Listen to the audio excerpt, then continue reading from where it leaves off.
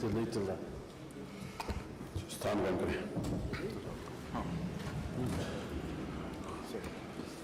माननीय वित्त मंत्री आदरणीय श्री सुरेश खन्ना जी।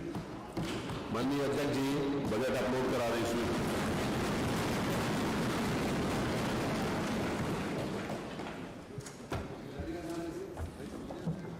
माननीय अध्यक्ष जी, आपकी अनुमति से मैं वित्तीय वर्ष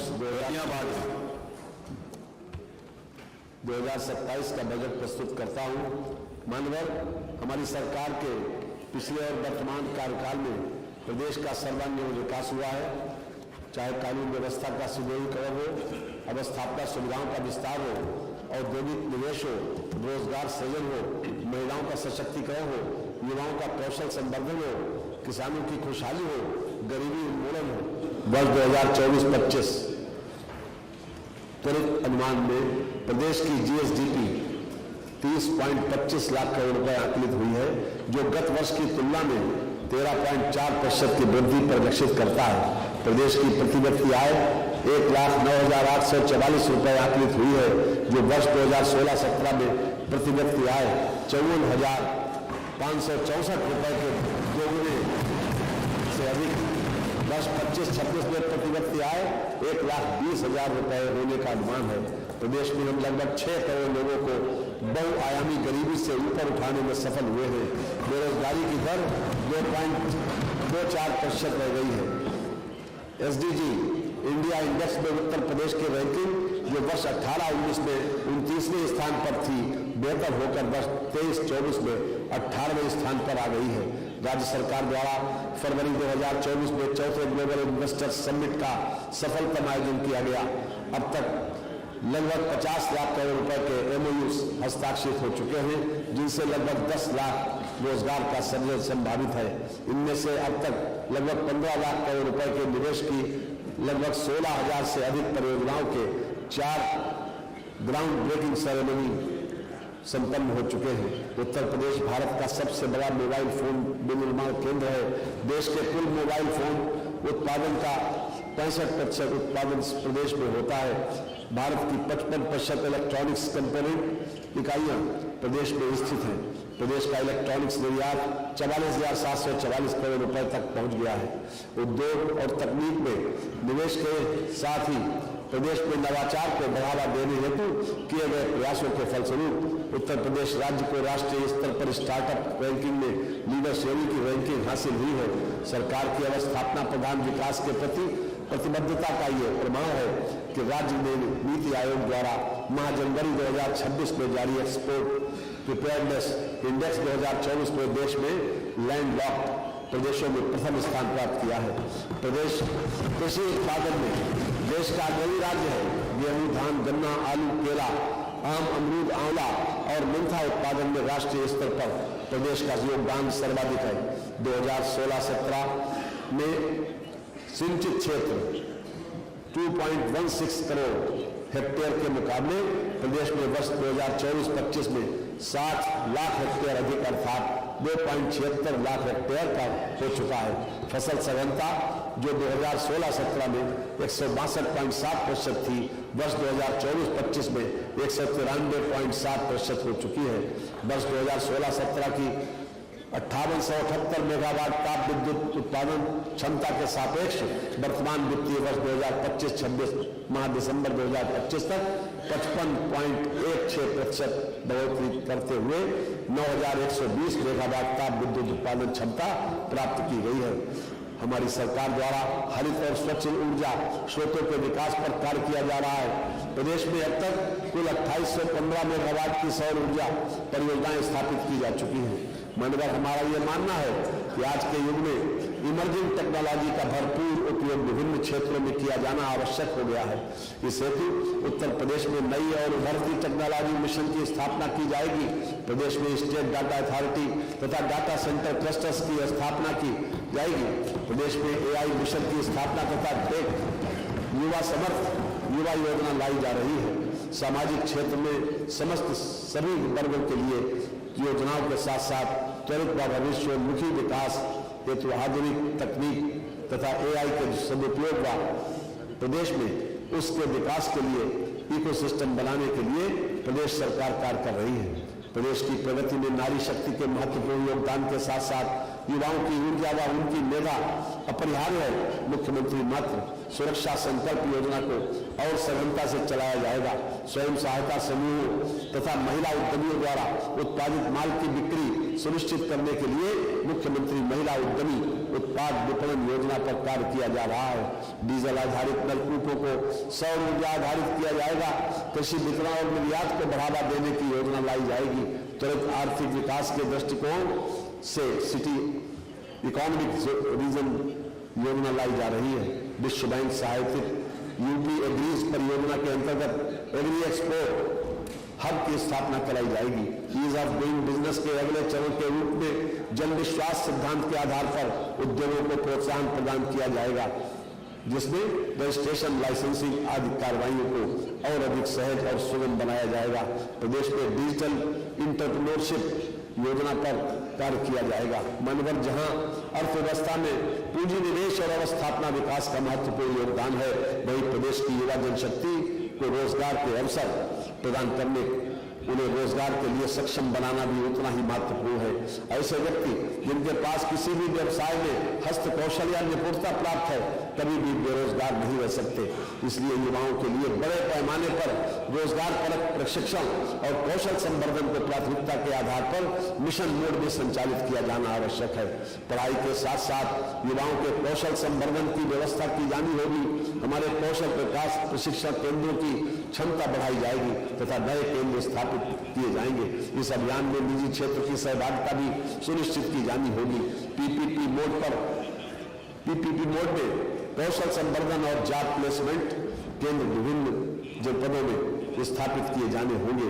इस व्यवस्था से कार्यबल में महिलाओं की सहभागिता बढ़ाने के लिए महिलाओं के लिए पृथक केंद्रों की स्थापना की जाएगी। मनोबल में माननीय प्रधानमंत्री जी के मार्गदर्शन में प्रस्तुत वित्तीय वर्ष 2026-27 के केंद्रीय बजट में उत्तर प्रदेश को 2 high speed rail corridor Delhi Varanasi तथा वाराणसी सिलीगुड़ी से जोड़ा गया है। उत्तर प्रदेश में स्थित पुरातात्विक एवं सांस्कृतिक महत्व के 2 स्थलों सारनाथ एवं हस्तनापुर के विकास की योजना बजट में रखी गई है। इसके लिए मैं प्रदेश की जनता की ओर से आभार व्यक्त करता हूं।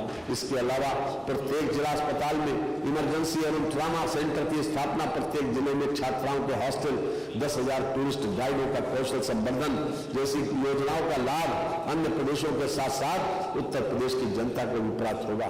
केंद्र सरकार द्वारा डायबिटीज तथा कैंसर की दवाओं के मूल्यों में कमी किए जाने की घोषणा की गई है। यह अत्यंत सराहनीय कदम है। मनोबल किसानों, युवाओं, महिलाओं और श्रमिकों का सशक्तिकरण, रोजगार के अवसर सृजित करना हमारी सरकार की प्राथमिकताओं में सम्मिलित है। बजट पर चर्चा शुरू करने से पूर्व मैं इस सम्मानित सदन के समक्ष इस बारे में एक संक्षिप्त विलोकन प्रस्तुत करना चाहूंगा। किसान, हमारी सरकार के अब तक के कार्यकाल में 3,04,321 करोड़ रुपए से अधिक के रिकॉर्ड गन्ना मूल्य का भुगतान कराया गया है। ये भुगतान इसके पूर्व के 22 वर्षों के सम्मिलित गन्ना मूल्य भुगतान 2,13,519 करोड़ रुपए से भी 90,802 करोड़ रुपए अधिक है। पेराई सत्र 2025-26 गन्ना मूल्य की दरों में 30 रुपए प्रति क्विंटल की वृद्धि की गई है। इस बढ़ोतरी से गन्ना किसानों को लगभग 3,000 करोड़ रुपए का अतिरिक्त गन्ना मूल्य भुगतान प्राप्त होगा। रबी विपणन वर्ष 2025-26 में कृषकों से भी 10.27 लाख मीट्रिक टन गेहूं का क्रय करते हुए 2512 करोड़ रुपए का भुगतान किया गया है। खरीफ विपणन वर्ष 2025-26 में कृषकों से 42.96 लाख मीट्रिक टन धान का क्रय करते हुए 9710 करोड़ रुपए से अधिक का भुगतान किया गया है। खरीफ विपणन वर्ष 2025-26 में 54,253 कृषकों से 2.14 लाख मीट्रिक टन बाजरा क्रय करते हुए कृषकों को 595 करोड़ रुपए का भुगतान किया गया है। नलकूपों से सिंचाई के लिए किसानों को दिनांक 1 अप्रैल 2023 से मुफ्त विद्युत आपूर्ति प्रदान की जा रही है। वर्ष 2025-26 में अल्पकालिक फसली ऋण वितरण के अंतर्गत दिनांक 19 दिसंबर 2025 तक 10,257 करोड़ रुपए का ऋण वितरण कर 1000 कृषकों को लाभान्वित किया गया है। वर्ष 2025-2026 में दीर्घकालिक ऋण वितरण के लक्ष्य रुपए 600 करोड़ रुपए के सापेक्ष दिनांक 30 नवंबर 2025 तक 205 करोड़ रुपए का ऋण वितरण कर 6870 कृषकों को लाभान्वित किया गया। प्रधानमंत्री फसल बीमा योजना के अंतर्गत 2017-18 से 2024-25 तक लगभग 62 लाख कृषकों को 5110 करोड़ रुपए की क्षतिपूर्ति का भुगतान किया गया।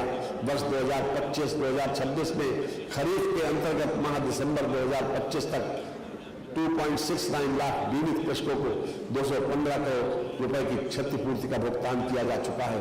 प्रधानमंत्री किसान सम्मान निधि योजना के अंतर्गत वित्तीय वर्ष 2025-2026 में माह दिसंबर 2025 तक 3.12 करोड़ कृषकों को लगभग 94,668 करोड़ रुपए की धनराशि डीबीटी के माध्यम से कृषकों के खातों में हस्तांतरित की गई है।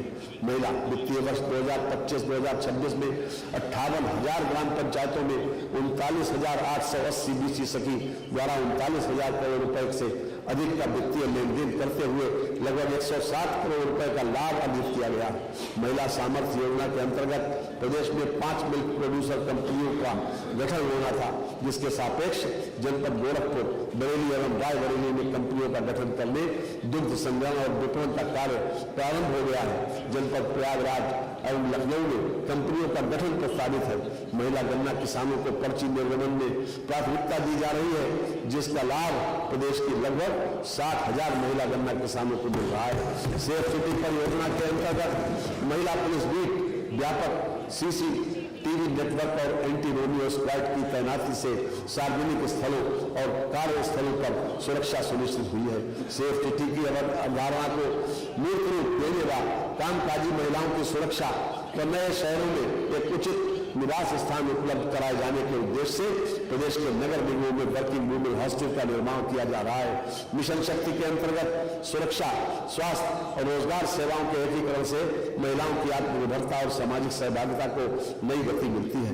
मुख्यमंत्री सुमंगला योजना के अंतर्गत जनवरी 2026 तक 26.81 लाख बालिकाएं लाभान्वित हुई हैं। युवा उत्तर प्रदेश कौशल विकास मिशन द्वारा विगत 5 वर्षों में 9.25 लाख युवाओं को विभिन्न अल्पकालिक प्रशिक्षण कार्यक्रमों में प्रशिक्षित करते हुए प्रमाणीकृत किया गया, जिनमें से 4.22 लाख युवाओं को विभिन्न प्रतिष्ठित कंपनियों में सेवानियुक्त कराया गया है। मुख्यमंत्री अभ्युदय योजना के अंतर्गत वर्तमान में संचालित 163 अभ्युदय केंद्रों पर 23,000 से अधिक युवाओं को मुफ्त कोचिंग प्रदान की जा रही है। युवाओं को सरकारी नीति निर्माण और क्रियान्वयन में सहभागिता प्रदान करने हेतु 108 आकांक्षात्मक विकास खंडों में मुख्यमंत्री फेलोशिप कार्यक्रम संचालित किया जा रहा है। स्वामी विवेकानंद युवा सशक्तिकरण योजना के अंतर्गत अब तक 49,86,000 टैबलेट, स्मार्टफोन निःशुल्क वितरित किए जा चुके हैं। प्रदेश में अब तक 90,000 मंगल दलों को प्रोत्साहन स्वरूप खेल सामग्री उपलब्ध कराई गई है। रोजगार पुलिस विभाग में विभिन्न पदों पर वर्ष 2017 से अब तक 1,83,766 पुरुष एवं 35,443 महिला सहित कुल 2,19,000 से अधिक पदों पर भर्ती की गई है तथा 1,58,000 कार्मिकों को पदोन्नति प्रदान की गई है। पुलिस विभाग में चयनित किए गए 60,244 आरक्षियों हेतु प्रशिक्षण कार्यक्रम संचालित है। अराजपत्रित श्रेणी के 83,122 पदों पर भर्ती प्रक्रिया प्रचलित है। मिशन रोजगार के अंतर्गत राजकीय माध्यमिक विद्यालयों में 1939 प्रवक्ता, 6,808 सहायक अध्यापक एवं 219 प्रधानाचार्यों को सम्मिलित करते हुए अब तक कुल 8,966 नियुक्ति की प्रक्रिया पूर्ण की जा चुकी है। वर्ष 2017 से अब तक सहायता प्राप्त शासकीय माध्यमिक विद्यालयों में कुल 34,074 शिक्षकों का चयन किया गया। मुख्यमंत्री युवा उद्यमी विकास अभियान योजना के अंतर्गत सूक्ष्म उद्यम स्थापित करने हेतु युवाओं को गारंटी मुक्त एवं ब्याज मुक्त ऋण उपलब्ध कराया जा रहा है। योजना के अंतर्गत प्रतिवर्ष 1 लाख नए सूक्ष्म उद्यमों की स्थापना किए जाने का लक्ष्य है, जिसे आवश्यकता अनुसार बढ़ाया जा सकेगा। निवर्तमान मनरेगा योजना के अंतर्गत वित्तीय वर्ष 2025-26 में 20 करोड़ मानव दिवस लक्ष्य के सापेक्ष दिनांक 13 जनवरी 2026 तक 20 करोड़ 19 लाख 62,000 मानव दिवस का सृजन किया जा चुका है, जो कि देश में सर्वाधिक है, तथा 47.11 लाख परिवारों को वर्तमान वित्तीय वर्ष में अब तक रोजगार उपलब्ध कराया जा चुका है। श्रमिक कल्याण, अपने घर गांव से दूर शहरों में काम करने वाले मजदूरों के लिए लेबर अड्डों का निर्माण कराया जाएगा।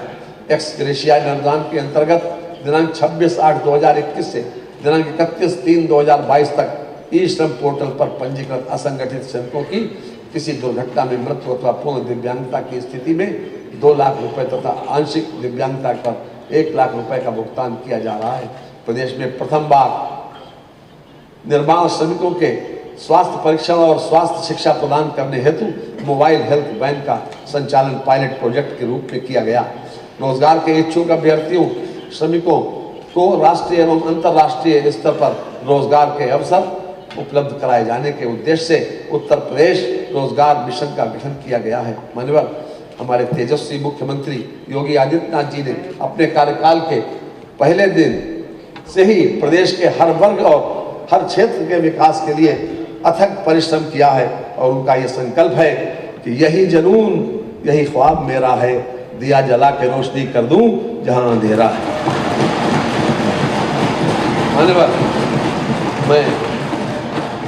मैं वित्तीय वर्ष 2026-27 के बजट एवं उसमें सम्मिलित योजनाओं का संक्षिप्त विवरण इस सम्मानित सदन के समक्ष प्रस्तुत करना चाहूंगा।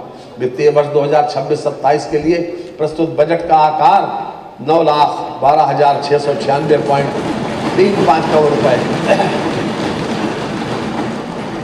है, जो वित्तीय वर्ष 2025-26 की तुलना में लगभग 12.9% अधिक है। इस बजट में पूंजीगत परिव्यय 19.5% है। शिक्षा तथा चिकित्सा हेतु आवंटन कुल बजट का क्रमशः 12.4% एवं 6% है। कृषि और संबद्ध सेवाओं के लिए आवंटन कुल बजट का 9% है। 16वें केंद्रीय वित्त आयोग की संस्तुतियों जिन्हें केंद्र सरकार द्वारा स्वीकार किया गया है के क्रम में वित्तीय वर्ष 2026-2027 में राजकोषीय घाटे की सीमा 3% रखी गई है, जो वर्ष 2030-31 तक लागू रहेगी। राज्य सरकार सुदृढ़ वित्तीय प्रबंधन एवं ऋण नियंत्रण के प्रति पूर्णता प्रतिबद्ध है। कार्यभार ग्रहण करने से पर वर्ष 2016-17 में 29.3% की ऋण दृढ़ी जीएसडीपी के अर्थव्यवस्था विरासत में मिली थी, जिसे हमारी सरकार ने वर्ष 2019-20 तक घटाकर 27.9% कर दिया था। परंतु कोविड-19 महामारी के अभूतपूर्व आर्थिक प्रभाव के कारण यह अनुपात बढ़कर वर्ष 2021-22 में 33.4% हो गया। मुझे इस सदन को यह बताते हुए प्रसन्नता हो रही है कि सुनियोजित राजकोषीय प्रबंधन के परिणाम स्वरूप वर्ष 2024-25 में ऋण जीएसडीपी अनुपात को पुनः घटाकर 27% से नीचे लाया जा चुका है तथा आगामी वित्तीय वर्ष 2026-27 में इसे और कम कर 23.1% तक लाने का लक्ष्य है। इतना ही नहीं, बजट के साथ प्रस्तुत मध्यकालीन राजकोषीय नीति में राज्य सरकार इसे चरणबद्ध रूप से 20% से नीचे लाने के लिए दृढ़ संकल्पित है, जिससे राज्य की दीर्घकालिक वित्तीय स्थिरता एवं सतत विकास सुनिश्चित हो सके। कानून व्यवस्था, जन सामान्य को सुरक्षा प्रदान करने एवं कानून व्यवस्था के क्षेत्र में आने वाली चुनौतियों का सामना करने हेतु पुलिस व्यवस्था को और अधिक सक्षम एवं सुदृढ़ करना सरकार की सर्वोच्च प्राथमिकता है। प्रदेश में जनमानस को सुरक्षा प्रदान करने हेतु पुलिस प्रशासन द्वारा कठोर प्रयास किए जा रहे हैं, जिसके फलस्वरूप अपराध एवं कानून व्यवस्था की स्थिति सुदृढ़ है। वर्ष 2016 के मुकाबले डकैती, लूट, हत्या, बलवा और फिरौती के लिए अपहरण के मामलों में क्रमशः 89%, 85%, 47%, 70% और 62% की कमी हुई है। महिलाओं के खिलाफ अपराधों में वर्ष 2016 के मुकाबले हत्या, दहेज, मृत्यु, बलात्कार और शील भंग के मामलों में क्रमशः 48%, 19%, 67% और 34% की कमी आई है। अनुसूचित जाति जनजाति उत्पीड़न संबंधी अपराधों में 2016 के मुकाबले हत्या, आगजनी, बलात्कार, गंभीर चोट के मामलों में क्रमशः 43%, 94%, 32% और 10% की कमी आई है। पुलिस विभाग के अनावासीय भवनों के निर्माण हेतु लगभग 1374 करोड़ रुपए तथा आवासीय भवनों के निर्माण हेतु 1243 करोड़ रुपए की व्यवस्था प्रस्तावित है। नवसृजित जनपदों में पुलिस के आवासीय एवं अनावासीय भवनों के निर्माण के लिए 346 करोड़ रुपए की व्यवस्था प्रस्तावित है। अग्निशमन केंद्रों के आवासीय एवं अनावासीय भवनों के निर्माण हेतु 200 करोड़ रुपए की व्यवस्था प्रस्तावित है। बहुमंजिला भवनों में अग्निशमन व्यवस्था नवनिर्मित केंद्रों को पूर्ण से क्रियाशील बनाने हेतु 190 करोड़ रुपए की व्यवस्था प्रस्तावित है। मिशन शक्ति के अंतर्गत महिला बीट कर्मियों के क्षेत्र भ्रमण हेतु वाहनों के क्रय हेतु 25 करोड़ रुपए की व्यवस्था प्रस्तावित है। चिकित्सा शिक्षा के लिए 14,997 करोड़ रुपए की व्यवस्था प्रस्तावित है। वर्तमान में प्रदेश में 81 मेडिकल कॉलेज हैं, जिनमें 45 राज्य सरकार द्वारा संचालित हैं एवं 36 निजी क्षेत्र द्वारा संचालित हैं। वर्तमान में 60 जनपद मेडिकल कॉलेज की सुविधाओं से आच्छादित हैं। 16 सेवित जनपदों में मेडिकल कॉलेजों की स्थापना PPP पद्धति से की जानी है। राजकीय तथा निजी क्षेत्र के मेडिकल चिकित्सा संस्थानों में MBBS सीटों की संख्या वर्ष 2017 में 4540 थी, जिसे बढ़ाकर 12,800 किया गया। राजकीय तथा निजी क्षेत्र के चिकित्सा संस्थानों में PG सीटों की संख्या वर्ष 2017 में 1221 थी, जिसे बढ़ाकर 4,995 किया गया। 14 नए मेडिकल कॉलेजों की स्थापना एवं संचालन हेतु 1023 करोड़ रुपए की व्यवस्था प्रस्तावित है। कैंसर संस्थान लखनऊ के लिए 315 करोड़ रुपए की व्यवस्था प्रस्तावित है। असाध्य रोगों के इलाज के लिए निःशुल्क चिकित्सा सुविधा हेतु 130 करोड़ रुपए की व्यवस्था प्रस्तावित है। चिकित्सा स्वास्थ्य एवं परिवार कल्याण के लिए 37,956 करोड़ रुपए की व्यवस्था प्रस्तावित है, जो 2025-2026 की तुलना में 15% अधिक। जननी शिशु सुरक्षा कार्यक्रम प्रदेश के समस्त जनपदों में लागू है। इस योजना का मुख्य उद्देश्य प्रसव हेतु आने वाली गर्भवती महिलाओं को गारंटीड कैशलेस डिलीवरी सेवा प्रदान करना है। राष्ट्रीय बाल स्वास्थ्य कार्यक्रम के अंतर्गत प्रत्येक ब्लॉक में 2 मेडिकल टीमें तैनात की गई, जो आंगनबाड़ी केंद्रों तथा स्कूलों में जाकर बच्चों का स्वास्थ्य परीक्षण कर रही हैं। प्रदेश के समस्त जनपदों में दिनांक 8 दिसंबर 2024 से संचालित पल्स पोलियो अभियान के अंतर्गत 3,28,44,929 बच्चों को पोलियो ड्रॉप पिलाई गई। जापानी इंसेफ्लाइटिस से बचाव हेतु प्रदेश के संवेदनशील 42 जनपदों में टीकाकरण कार्यक्रम निर्बाध रूप से संचालित है। आयुष्मान भारत मुख्यमंत्री जन आरोग्य योजना के अंतर्गत लाभार्थी परिवारों की संख्या 49.22 लाख है। योजना हेतु 500 करोड़ रुपए की व्यवस्था प्रस्तावित है। उत्तर प्रदेश के समस्त 75 जनपदों में राष्ट्रीय मानसिक स्वास्थ्य कार्यक्रम के अंतर्गत जिला मानसिक स्वास्थ्य कार्यक्रम संचालित हैं। एकीकृत डिजीज सर्विलांस पोर्टल पर जनपद स्तर से सरकारी क्षेत्र के साथ निजी क्षेत्र की चिकित्सा इकाइयों द्वारा नियमित रूप से 16 संक्रामक रोगों, 6 वैक्सीन प्रिवेंटेबल डिजीजेस एवं कोविड-19 की रिपोर्टिंग की जा रही है। राष्ट्रीय ग्रामीण स्वास्थ्य मिशन हेतु लगभग 8,641 करोड़ रुपए की व्यवस्था प्रस्तावित है। Ayushman Bharat national health protection mission हेतु 2,000 करोड़ रुपए की व्यवस्था प्रस्तावित है। आयुष सेवाओं के लिए लगभग 2,867 करोड़ रुपए की व्यवस्था प्रस्तावित है। प्रदेश के विभिन्न जनपदों में वर्तमान में 2111 आयुर्वेदिक, 254 यूनानी एवं 1585 होम्योपैथिक चिकित्सालयों के साथ ही 8 आयुर्वेदिक मेडिकल कॉलेज एवं उनसे संबद्ध चिकित्सालय, 2 यूनानी मेडिकल कॉलेज एवं उससे संबद्ध चिकित्सालय तथा 9 होम्योपैथिक मेडिकल कॉलेज एवं उनसे संबद्ध चिकित्सालय क्रियाशील हैं। आयुर्वेदिक एवं यूनानी चिकित्सालयों में प्रमाणित एवं गुणकारी औषधियों की आपूर्ति की व्यवस्था हेतु प्रदेश में 2 राजकीय औषधि निर्माण शालाएं लखनऊ एवं पीलीभीत में संचालित हैं, जिनको सुदृढ़ करते हुए इनकी उत्पादन क्षमता में वृद्धि किए जाने का प्रयास किया जा रहा है। अवस्थापना एवं औद्योगिक विकास की योजनाओं के लिए 27,103 करोड़ रुपए की व्यवस्था प्रस्तावित है, जो वर्ष 2025-26 की तुलना में 13% अधिक है। मुख्यमंत्री औद्योगिक क्षेत्र विस्तारीकरण एवं नए औद्योगिक क्षेत्र प्रोत्साहन योजना हेतु 5,000 करोड़ रुपए की व्यवस्था प्रस्तावित है। स्वामी विवेकानंद युवा सशक्तिकरण योजना में टैबलेट, स्मार्टफोन